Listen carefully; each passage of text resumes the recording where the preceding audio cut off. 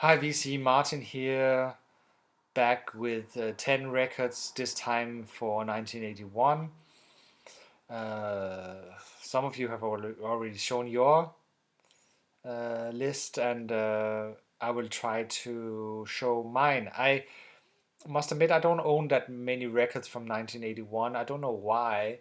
Uh, yeah, but of course, you cannot have everything. So I've tried to collect what I think are probably the best LPs I have from that year. Uh, there will, if I was owning more from 1981, the list would probably look different. I would probably have included Grace Jones' Nightclubbing, for example, and Cabaret Voltaire's Red Mecca, but I don't own them on vinyl, so I compiled some other records I think that are quite good. And yeah, let's get to it.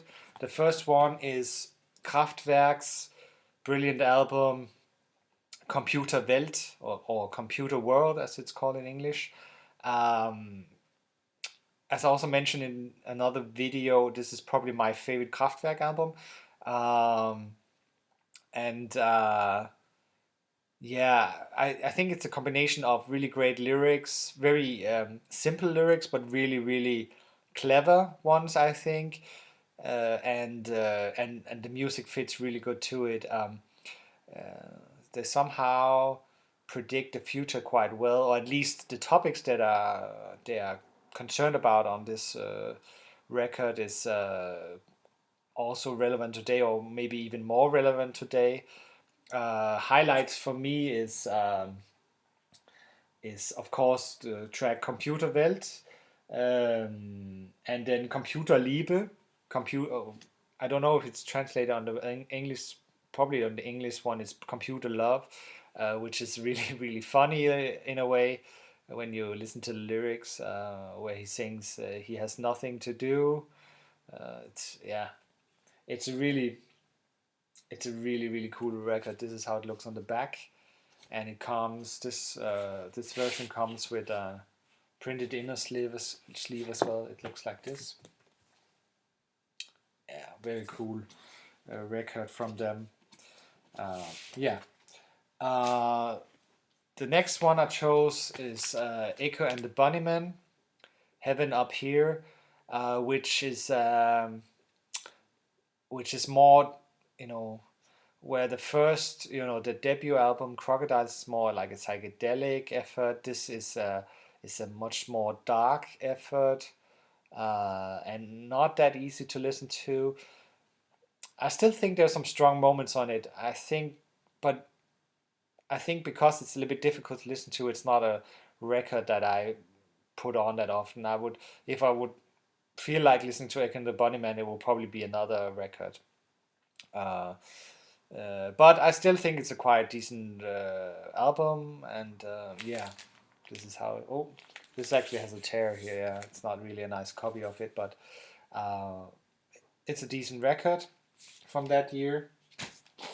Next is actually has already been shown by Fred, which is probably DRF or Deutsch-Amerikanische Freundschaftsbest-Album, which is called Alles ist gut. It's really, really great record from them. Um, yeah, you really, yeah, as I also mentioned, I think in the last video from 1980, the Gimme Ten 1980, that they must have inspired a lot of people, a lot of bands, among others Rammstein, but also Nizza Ebb, and the whole electronic body music scene, this very physical electronic punk kind of bands. Um, yeah, industrial punk or what you could call it. And yeah, this is a great record produced by Connie Plank. And What I really like about this is, of course, it's very stripped down electronic music, and that's why it's so effective. But also their graphical work. You know, the way they brand themselves is really, really strong. It's made so well. It's incredible. Really cool album. And to continue, uh, I chose to show another record they put out that year, Gold und Liebe, as a Gold and Love, also put out in 1981, also produced by Conny Plank. And yeah, this is also a great, great record. Not as good as Alles ist gut, but definitely uh, really strong album also. That year they were really putting out two great albums, and yeah, they stick to the very iconic fonts here. Um, yeah, two great albums from them. Highly recommended. Next up was shown by several people. Soft Cell's Non-Stop Erotic Cabaret, which, in my opinion, is their best album, and yeah, has really great moments. Of course, it's with Mark Almond's fantastic voice. He has a really great voice, and here I really like CD Films. It's for me, it's the best track on this record, but also Sexdorf is great. Yeah, but overall, really, really highly recommended. I think it's really an album that works very good. Also, the cover and yeah, it's so it's a sleazy electro new wave kind of album, and it works very well. That's why it's chosen. Also very good. Also recommended by me. Next up, a little bit in the same vein. Here associates album, or it's actually a compilation, Fourth Draw Down, which is a compilation of singles that put out that year. Um, yeah, it seems like start of the 80s were very, had a very cold sound. It was very electronic and very, at least for some bands, were really getting into this very cold, yeah, kind of androgynous sound in a way. It's hard to artificial sound, I would say, which yeah, of course, is very cold. It is. I think it comes in the slipstream of David Bowie and Brian Eno, and so yeah, this is it's actually a great compilation. Highlight here is White Car in Germany, which is one of my favorite tracks by them. Yeah, it is really, really good. So yeah, check it out if you don't know them. Uh, they will. I think it's in 1982 or 1983. They put out their what is probably considered their best album, Sulk. But this is a very decent compilation.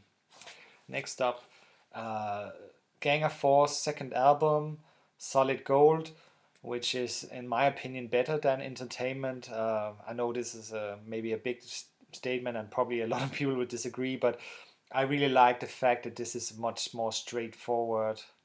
I have sometimes a problem with when post punk and yeah, that kind of experimental alternative music becomes a little bit too intellectual, too difficult in a way. As it seems to me, they sometimes over make it too complex, the music. But here, this I can really recommend. Here, I think entertainment sometimes is difficult to listen to, and I really find that this is a much stronger album, easier to listen to, and I often put this on, and it's really great. So yeah, highly recommended. Um, this is a German copy. I think it comes with a inner sleeve. Yeah, like a printed inner sleeve like this. It's very nice record. Yeah, so the next two are this is soundtracks, um, and I cheated a little bit because yeah, obviously the music on this soundtrack is not from 81. This is David Bowie. This is soundtrack for Christiane F. Wir Kinder von Bahnhof Zoo, which is in a way, yeah, it's a very good movie, a very disturbing movie as well, but it's very good. Um, I really like it also from the style of, you sense Berlin from the end of the 70s or start of the 80s. I think it should portray that it's in the end of the 70s. And uh, because I've chosen it because it's really, really a good mix of songs here. It's mixed from his from Station to Station, from and then from Heroes and Low, and also from Lodger. It's a very good mix, and it works really well. I think it's a brilliant soundtrack, and yeah, it's really good. That's why it was chosen. Next up, this was shown by the rejects of Fred Big Star 1000. Here, the soundtrack for the French movie Diva by Vladimir Kosma. Great soundtrack, experimental, classical music in a good mix with opera as well. And yeah, and the movie is actually also really, really great. Very interesting, a little bit, sometimes a little bit yeah, not psychedelics, surreal in a way. Like yeah, it's like it's like it's like reading a book in a way. It's you have all these pictures in, or the movie creates a lot of pictures, and you imagine you're in another world. It's a great movie. I really like it a lot, and the soundtrack is no exception. It's so beautiful. Um, there's only I think there's one track that's a little bit hard to listen for. It's really experimental, where you have to be in the mood for it. Otherwise, it's a very pleasant listen as well, even though it's quite experimental. Yeah, great. And as I think also Fred said, you can find it for cheap money. I think I have a couple of them.